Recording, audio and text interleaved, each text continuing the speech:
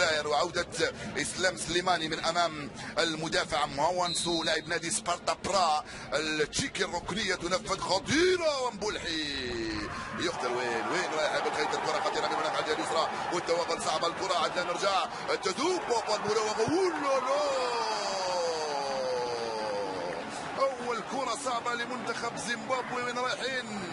لعبه ممتازه من هناك على الجهه اليسرى. بليات لاعب نادي ماميلودي سانداونز راوغ ببراعه وسدد كره. الرئيس انقذها واخرجها لركنيه ثانيه لمنتخب زيمبابوي. زيمبابوي الكره في وسط الميدان، يسترجعها ياسين ابراهيمي. نبيل بن طالب تاخر، هناك خلل في التنفس. كرة أخرى كمية صعبة من موتشيكوي.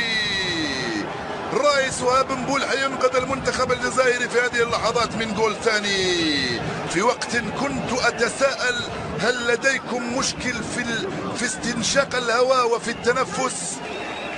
ومسيطر في هذه اللحظات من عمرية اللقاء. مرة ثانية التسديدة وسهلة لرئيس وهاب، والثانية صدها القائم.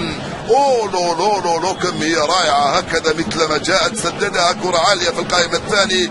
المسها شوية، اعتقد رئيس وهاب مبولحي المسها باصابع يديه والا كانت دخلت. شوف شوف شوف شوف لمسها. نعم. لو لو لو لو لو لو لو لو لو لو لو رائع رئيس وهاب مبولحي في هذه الكرة.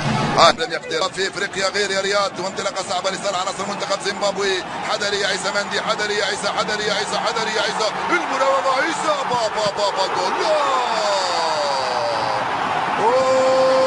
يا ريس، يا ريس، يا ريس ماذا فعلت؟ الرئيس رئيس وهاب مبولحي ينقذ الجزائر من هدف ثالث من امام الخطير بليات. كاد يفعلها من امام عيسى مندي.